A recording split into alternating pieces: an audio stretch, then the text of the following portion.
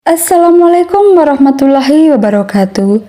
Yang terhormat kepada Bapak Muhammad Ali Tamrin MSy dan untuk teman-teman yang berbahagia. Kami dari kelompok 12 akan mempresentasikan hasil diskusi kami tentang riba maisir dan goro dalam transaksi muamalah.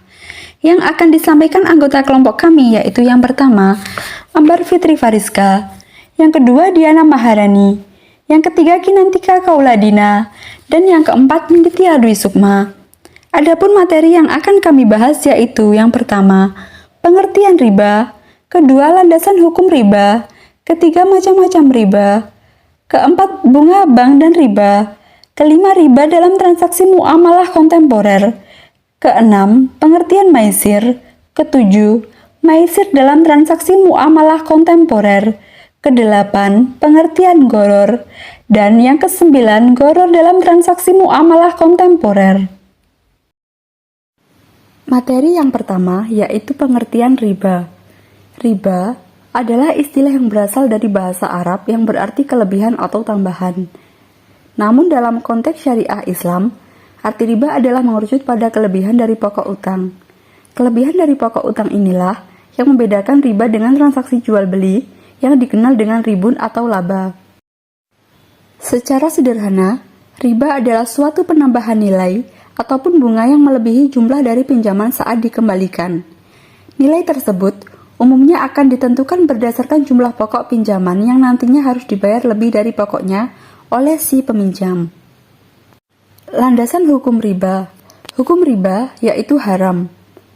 Riba adalah tambahan atau ziyadah tanpa imbalan yang terjadi karena penangguhan dalam pembayaran yang diperjanjikan sebelumnya.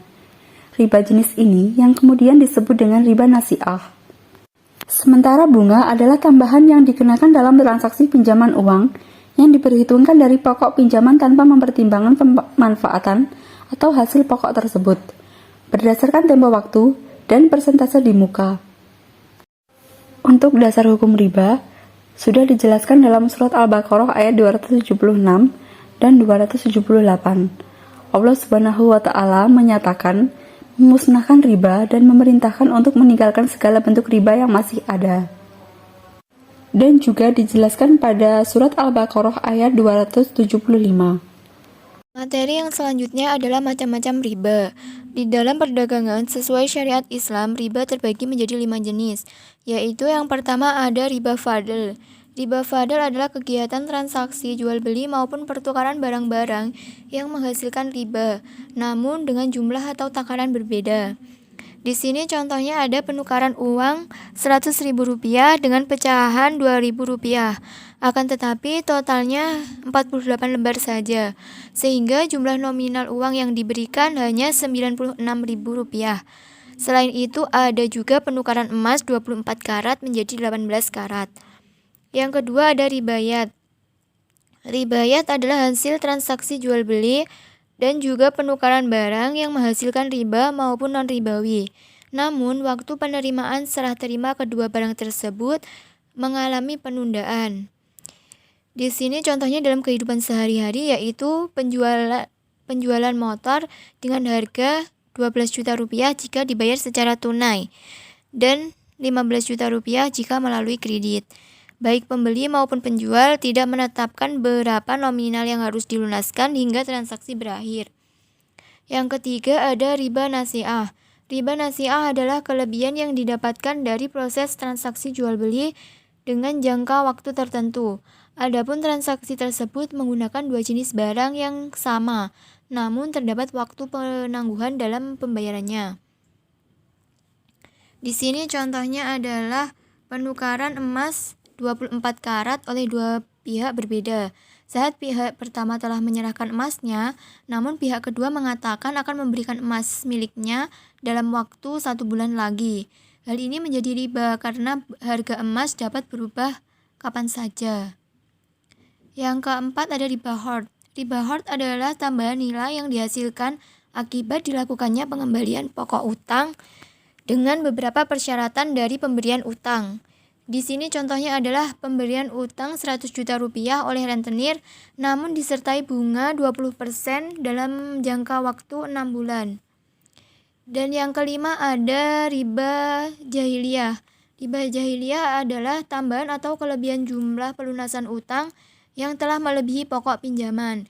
Biasanya hal ini terjadi akibat peminjam tidak dapat membayarnya dengan tepat waktu sesuai perjanjian. Contohnya adalah peminjaman uang sebesar 20 juta rupiah dengan ketentuan waktu pengembalian 6 bulan.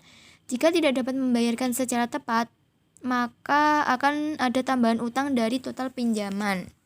Materi yang selanjutnya adalah bunga bank dan riba.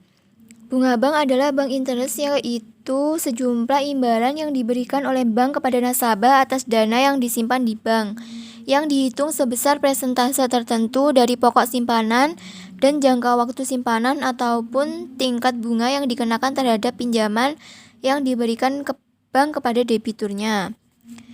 Dalam perbankan ada dua macam bunga yang diberikan oleh bank kepada nasabahnya, yaitu yang pertama ada bunga simpanan. Bunga simpanan adalah bunga yang diberikan sebagai balas jasa bagi nasabah yang menyimpan uangnya di bank.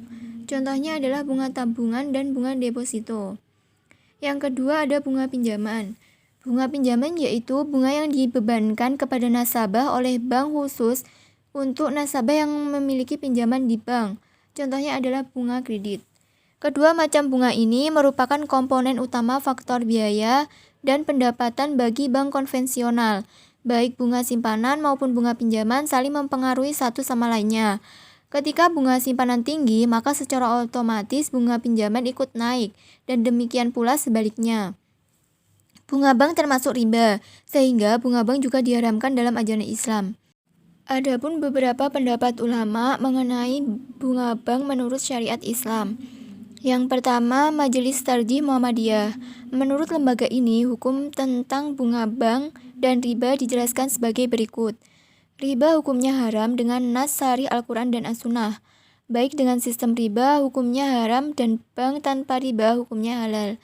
Bunga yang diberikan oleh bank-bank milik negara kepada nasabahnya atau sebaliknya yang selama ini berlaku termasuk perkara mustabihat, masih samar-samar, belum jelas hukumnya sehingga butuh penelitian lebih lanjut. Yang kedua ada Lajnah Bahsul Masail Nahdlatul Ulama. Menurut lembaga yang berfungsi dalam memberikan fatwa atas permasalahan umat ini, hukum bank dengan praktek bunga di dalamnya sama seperti hukum gadai.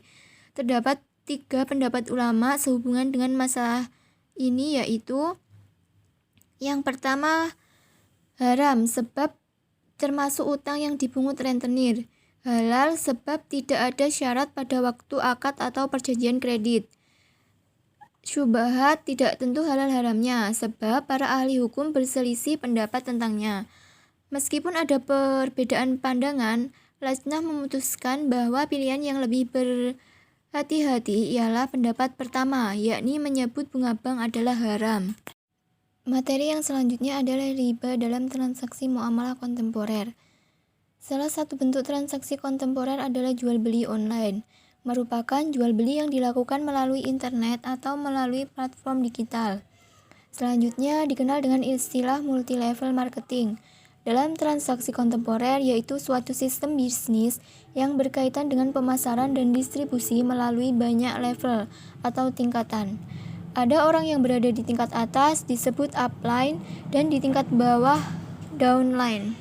Apa asas atau prinsip transaksi yang harus diperhatikan dalam hukum Islam, yaitu yang pertama, mabda al-ibadah atau asas ibadah, yaitu asas yang menyatakan bahwa hakikat kehidupan kita adalah untuk beribadah kepada Allah. Jadi berkaitan dengan transaksi juga harus memuat nilai ibadah yang mana transaksi tersebut tidak boleh melanggar ketentuan-ketentuan syariah.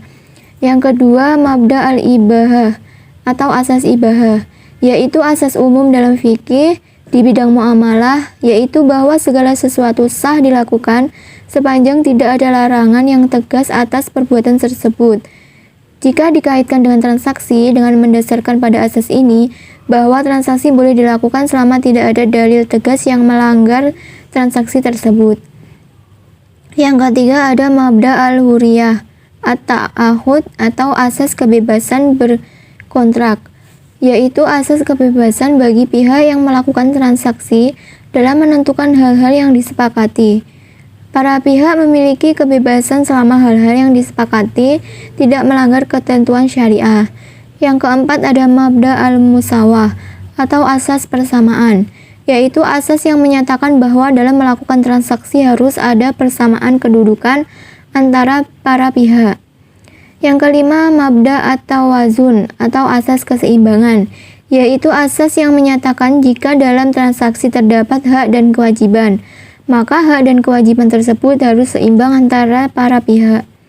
Yang keenam ada mabda al-maslahah atau asas kemaslahatan, asas yang menyatakan bahwa dalam transaksi dilakukan dengan tujuan untuk mencapai kemaslahatan dan untuk mencegah timbulnya kemudaratan, bukan sebaliknya. Yang ketujuh adalah mabda al-amanah atau asas kepercayaan, merupakan bentuk kepercayaan yang timbul karena adanya iktikad baik dari masing-masing pihak untuk mengadakan transaksi. Yang kedelapan adalah mabda al-adalah atau asas keadilan, yaitu prinsip dalam transaksi yang menyatakan para pihak harus bersikap adil dan tidak dibenarkan saling menzolimi satu sama lain. Yang kesembilan ada mabda al-ridho atau asas kerelaan, yaitu asas yang menyatakan bahwa segala transaksi yang dilakukan harus berdasarkan kerelaan di antara masing-masing pihak. Jika dalam transaksi terdapat unsur paksaan, tekanan, penipuan, atau ketidakjujuran, maka transaksi tersebut tidak dilandaskan atas dasar kerelaan. Yang ke-10 adalah mabda al-kitabah atau asas tertulis, merupakan asas yang menyatakan bahwa hendaknya dilakukan pencatatan dibuat secara tertulis untuk transaksi yang dilakukan, baik transaksi tunai maupun transaksi tidak tunai. Bukti yang transaksi yang dibuat secara tertulis dapat menjadi bukti di kemudian hari jika terjadi persengketaan. Yang ke-11 adalah mabda as-sidik atau asas kejujuran, yaitu asas yang harus ada dalam transaksi. Dengan adanya kejujuran akan mewujudkan keridhaan antara pihak satu sama lain. Yang ke-12 adalah mabda ar-radaiyah atau asas konsensualisme, yaitu asas yang menyatakan bahwa transaksi-transaksi yang dilakukan harus dilandasi kesepakatan antara para pihak. Asas-asas di atas merupakan prinsip-prinsip mendasar yang harus ada di dalam setiap transaksi berdasarkan fikih muamalah. Oleh karena itu, penting bagi masyarakat untuk memahami prinsip-prinsip dasar dari suatu transaksi dalam Islam, serta memahami model dan mekanisme transaksi kontemporer tersebut, sehingga masyarakat dapat terhindar transaksi yang fasid, batal, atau bahkan haram. Selain itu, dengan mengetahui berbagai model transaksi kontemporer yang dibenarkan dalam Islam dapat menyadarkan masyarakat bahwa transaksi yang dilakukan tidak semata-mata untuk memenuhi kebutuhan dan mencegah kesulitan, tetapi juga harus memperhatikan hukum dari transaksi yang dilakukan tersebut. Baik, di sini saya akan menjelaskan tentang pengertian maisir. Maisir adalah jenis transaksi permainan yang di dalamnya terdapat persyaratan berupa pengambilan sejumlah materi dari pihak yang kalah oleh pemenangnya. Mudahnya, istilah ini dapat dipahami sebagai judi atau taruhan. Selain diharamkan, tindakan ini juga termasuk dalam kategori dosa-dosa besar. Ciri umum transaksi maisir adalah unsur spekulatif berupa pengumpulan harta dari semua pemain dengan kesepakatan bahwa pemenang akan mengambil seluruh atau sebagian harta milik pihak lain yang berpartisipasi, sehingga keuntungan hanya dapat dirasakan satu pihak saja. Tindakan ini seringkali menggunakan dua istilah yang berbeda, yakni maisir dan qimar. Meskipun demikian, keduanya merujuk pada kesamaan makna dengan ciri sebagai berikut. Qimar dan maisir adalah judi pada zaman jahiliyah, disebut pula sebagai juzur dan siham. Inti dari qimar dan maisir adalah bertaruh sekaligus mengadu nasib untuk menghasilkan keputusan siapa yang akan menang dan kalah. Keduanya bukan merupakan sebab kepemilikan barang menurut Islam. Maisir dalam konteks keuangan artinya peluang seseorang untuk mendapatkan keuntungan finansial berupa sejumlah harta milik pihak lawan ketika ia memenangkan suatu prediksi yang didasarkan pada untung-untungan semata. Ada 4 unsur pokok yang harus ada dalam perjudian. Yang pertama adalah pihak-pihak yang terlibat dalam perjudian. Yang kedua, adanya harta yang disetorkan oleh para peserta. Yang ketiga, adanya suatu permainan yang dipertaruhkan. Dan yang keempat, ada pihak yang menang dan ada yang kalah. Adapun jenis-jenis perjudian pada masa jahiliyah dikenal 2 bentuk. Masyir yaitu Al-Muqatoharah adalah perjudian dilakukan antara 2 orang laki-laki atau lebih yang menempatkan harta dan istri mereka masing-masing sebagai taruhan dalam suatu permainan. Yang kedua yaitu ada Al-Tajiyah, adalah perjudian yang dilakukan 10 orang laki-laki dengan menggunakan kartu yang terbuat dari potongan-potongan kayu, karena pada waktu itu belum ada kertas. Kartu yang disebut Al-Azlam itu berjumlah 10 buah, yaitu Al-Fas berisi 1 bagian, Al-Tawam berisi 2 bagian, Al-Raqib 3 bagian, Al-Halis 4 bagian, Al-Nafis 5 bagian, Al-Musbil 6 bagian, dan Al-Mu'alif 7 bagian yang merupakan bagian terbanyak. Selanjutnya ada maisir dalam transaksi muamalah kontemporer. Dalil larangan praktik maisir adalah surat Al-Maidah ayat ke-90 yang menggambarkan maisir sebagai judi dan mengundi nasib dengan anak panah. Kemudian pelarangan tersebut ditegaskan dalam hadis riwayat Bukhari Muslim bahwa ketika seorang muslim berkata, "Mari aku bertaruh denganmu," maka setelahnya ia harus bersedekah. Para ulama menafsirkan hadis ini sebagai larangan maisir karena setelah umat muslim mengajak bertaruh, mereka harus memberikan kafarat atau sejumlah denda yang harus ditunaikan karena perbuatan dosa agar tertutup dan dampak negatifnya tidak menimpa kita di dunia maupun akhirat. Alasan lain mengapa maisir dilarang adalah karena transaksinya hanya menguntungkan salah satu pihak, sedangkan yang lainnya akan menderita kerugian, sehingga sifatnya win-loss solution. Hal ini tentu tidak sesuai dengan prinsip keadilan dan dalam ekonomi Islam. Selain itu, ekonomi dalam kacamata Islam mengedepankan kemakmuran masyarakat melalui hasil kerja kerasnya sendiri. Sedangkan maisir adalah transaksi yang didasarkan pada keberuntungan spekulatif dengan resiko kerugian hingga pada nominal besar. Bentuk-bentuk maisir kontemporer ada kupon undian, yang kedua bermain bursa, yang ketiga saham konvensional, yang keempat asuransi, yang kelima Bitcoin, dan ada juga undian atau SMS berhadiah. Materi terakhir yaitu terkait dengan gharar. Menurut bahasa, gharar atau al-hilda yang berarti penipuan atau bisa disebut sebagai al-jahalah yaitu suatu ketidakpastian. Sedangkan menurut istilah, gharar merupakan jual beli yang mengandung unsur ketidakpastian baik dari segi kuantitas, fisik, kualitas, waktu penyerahan, maupun akad dalam transaksinya. Pada dasarnya, hukum jual beli gharar ini yaitu diharamkan dalam syariat Islam karena ketidakpastiannya tersebut dan merugikan orang lain. Hal ini sebagaimana dijelaskan dalam sabda Rasulullah SAW dalam hadis Abu Hurairah yang artinya Rasulullah melarang jual beli al-hosoh dan jual beli gharar. Adapun jenis-jenis gharar yang diharamkan ditinjau dari 3 sisi. Yang pertama, bai' al-ma'dum, di mana jual beli barang fiktif atau barang yang tidak pasti ada atau tidaknya. Yang kedua, bai' al-majhul, yaitu di mana jual beli barang yang tidak jelas sifat-sifatnya, ukurannya, dan spesifikasinya. Yang ketiga yaitu bai' al-ma'juz'an taslimi, yaitu jual beli barang yang sulit diserah terimakan kepada pembeli. Selanjutnya, gharar dalam transaksi muamalah kontemporer. Saat ini, di kalangan umat Islam, terutama dalam muamalah kontemporer, sering terjadinya transaksi gharar. Salah satu contohnya yaitu asuransi konvensional, di mana seperti yang kita ketahui bahwa asuransi merupakan sebuah pertanggungan atau perjanjian antara 2 pihak, di mana pihak satu berkewajiban membayar premi dan pihak lainnya berkewajiban memberikan jaminan sepenuhnya kepada pembayar premi apabila terjadi sesuatu secara tak terduga yang menimpa pihak pembayar premi. Asuransi konvensional dikatakan sebagai gharar karena dalam asuransi mengandung ketidakjelasan dan ketidakpastian atau jahalat wal gharar, di mana tertanggung diwajibkan membayar sejumlah premi yang telah ditentukan, namun besarnya jumlah yang harus dibayarkan tidak jelas. Lebih lagi, juga tidak adanya kepastian apakah jumlah tertentu tersebut akan diberikan atau tidak kepada pihak tertanggung.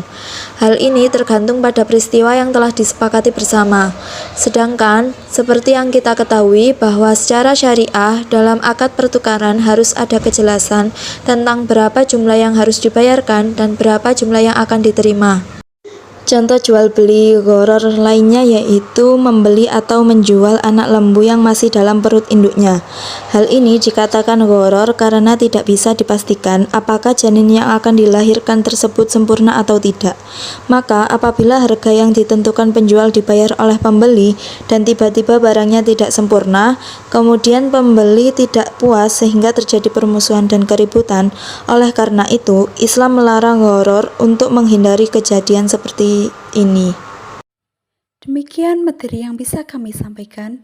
Jika ada kesalahan mohon dimaafkan. Akhir kata, wassalamualaikum warahmatullahi wabarakatuh.